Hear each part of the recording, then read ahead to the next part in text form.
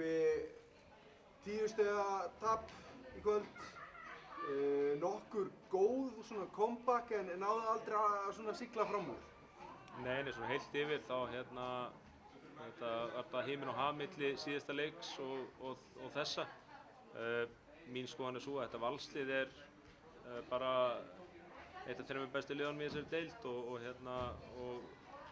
þú veist, 10 stiga tap fyrir þeim ekkert svo skelfilegt, en það mesti munurinn það að við höfum verið í vandræðum með að koma mönnum í gang sóknarlega í vetur. Þú veist, við höfum verið of brokkgengir og núna þegar þetta hitti á þá gerir þetta allt miklu auðveldara. Pansi náttúrulega með svakalega innkomu og var funheitur í þristórum.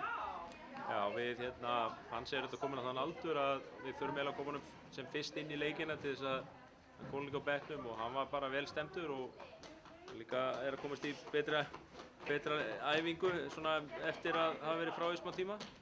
Og það var auðvitað bara gleðilegt og svona kveikti aðeins í húsinu að gamli kallinn skildi setja svona skotsýningu, svona gamaldags.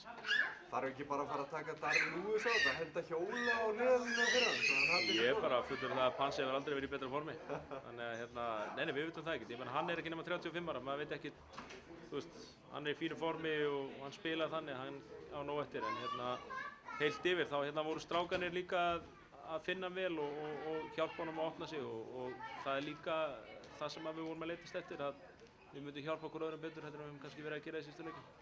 Fínt framlag frá alveg nokkrum leikmönnum, það jákvætt? Já, við lögðum svolítið upp með það að koma og skiljast eftir á vellinum, berjast alveg til síðasta blóðdropa og ég held að við höfum alveg getað gert það. Þetta er maður alltaf hundfúll af að tapað, en ég get ekki álása strákunum fyrir frammistöðuna hvað varðar baráttu og dugnað og svona. Og ég meina, þetta rennur okkur úr greipum bara síðustu mínútur eiginlega. Já. Annar leikur á morgun, annað tækifæri. Já, alltaf, þú veist, svona doppelheader maður, þetta var bara heima í baseball. En jú, það bara, ég veit ekkert hvernig leikinu fóru. Þetta fyrir Valsana var þessi leikur upp á það þú veist, að þeir væru ennþá í baráttunum mannarsætið á Fjölni. Ég veit ekkert hvort að Fjölni. Fjölnir kláraði ÍA og þeir með innbyrðis á Valsmenn. Já, þannig að þú veist, þá skiptir sá leikur engu máli fyrir stöðu liðanna. Þannig að, ég meina, vonandi bara, þú veist, bjóðum upp á eitthvað í saman. FSU vann Hamar. Já. Það einhver tíðindi en kannski ekki mikla breytingar á þetta. Nei, og kannski fyrir þessa umferð, það var kannski með fullri virðingu fyrir Skagamönnum sem hafa verið að sækja sig veðri eftir jól, að þá kannski skipti, þú veist, þá var staða liðanna ekkert að fara að breytast. Þú veist, Hamar var ennþá í 5. og Breiðablik í 4. Þannig að, þú veist, hvað getur maður sagt?